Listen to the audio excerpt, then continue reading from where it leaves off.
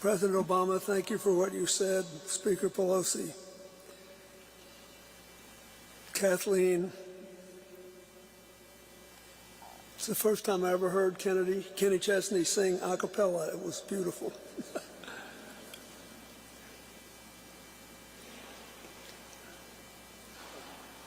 Thank you, Martin.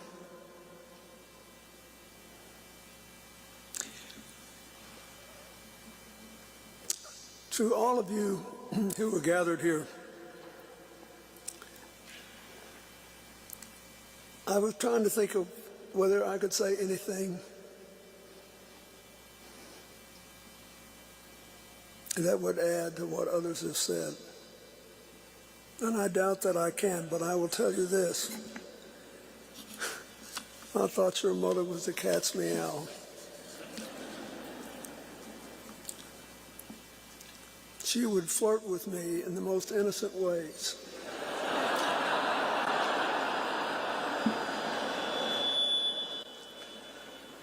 I remember once I said, you know, we're not at replacement population anymore, and all the politics are anti-immigrant. What are we going to do? I said, we need more people like you.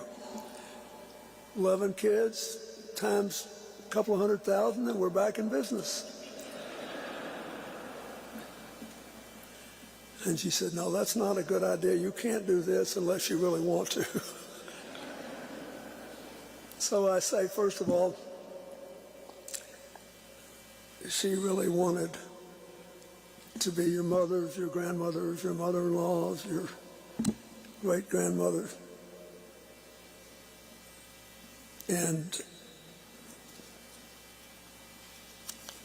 she was an amazing fireball of continuous energy. It was wonderful to be around her. I remember I loved all these Valentine cards. There's a bunch of them downstairs, and they're very political. I've got one with President Biden, one with President Obama, one with me. She covered the waterfront. But they're wonderful. And I think my favorite one had about 60 pictures of all of you, various family members, all cut out with small heart shapes. And it was always, all of them always had a little poem, you know, around it. So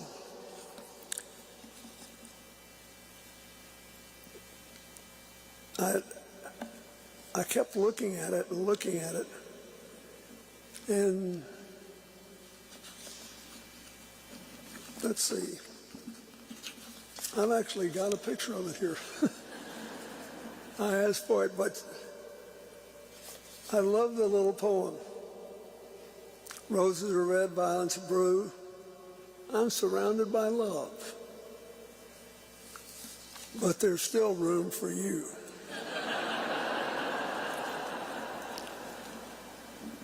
I think that's the way she made us all feel.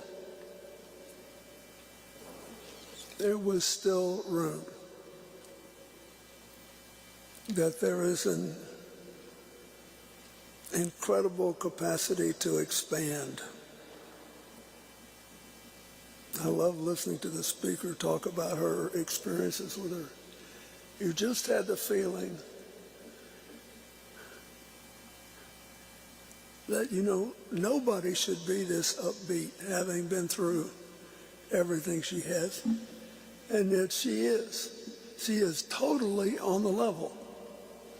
In a cynical, divided world where it seems like we all waste too much time with people trying to play us or being played, she was on the level. Day in and day out, person in and person out, always making you feel like you made a difference. I remember back in 2000, right as I was leaving the White House, Hillary had been elected to the Senate, to the same seat that Robert Kennedy had occupied as a senator from New York. So Ethel called me and said if I needed any instruction in how to be a Senate spouse from New York, she'd be happy to provide it free of charge.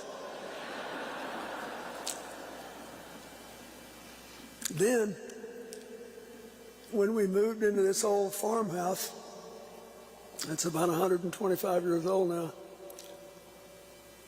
she gave me this amazing gift, a letter signed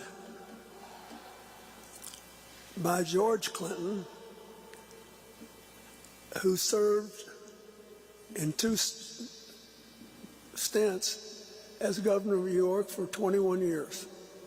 We were not related, but it was she knew what the deal was. So, and in between, he was vice president.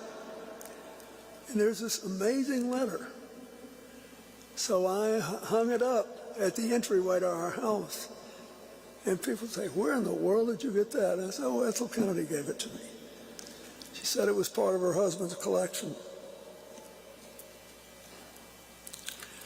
So I may be the only person who actually got a training certificate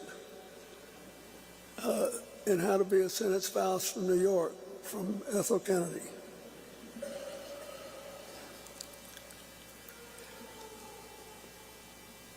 I can't even begin to say how grateful I am that she lived to be 96 and that she had her energy and her brain power and her love power right through. I can't, and it would be wrong to, dredge up every memory, but I'm telling you, I never saw her. Even on sad occasions when we observed anniversaries of her husband's death, I never saw her when she didn't have her game face on, even when her heart was heavy. I think the lesson of those 96 years and all those children and all those grandchildren, all those great-grandchildren is that the God she worshiped wanted all of us to be more other-directed, to think more about how our words impacted other people, how our deeds impacted other people, how our lives showed what we were for or against.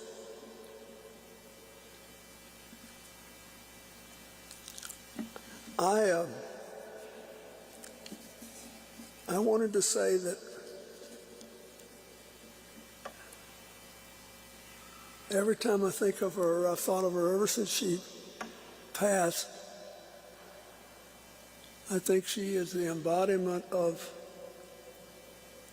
the definition of love that St. Paul wrote about in 1 Corinthians, not romantic love, but agape, love for your fellow human beings. The total immersion in the wonder that every human life possesses.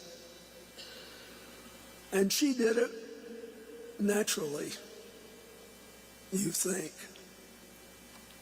But when you get hit as many times by life's blows as she did, it's a discipline.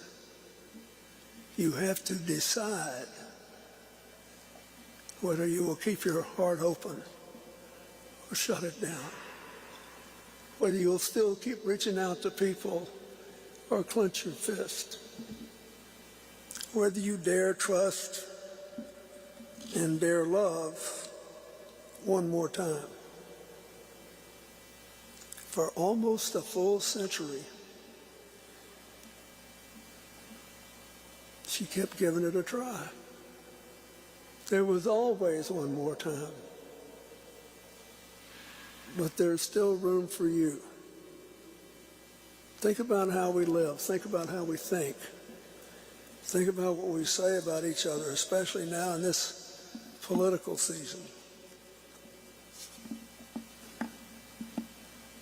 Think about Ethel. There's still room for you.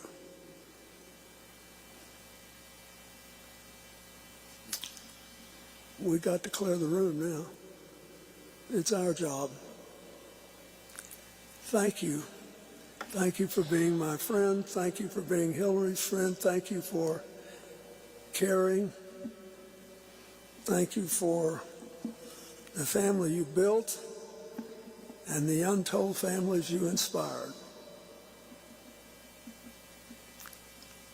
The good Lord knows if anybody ever deserves a quality escort to the pearly gates, it's you. God bless you. Thank you.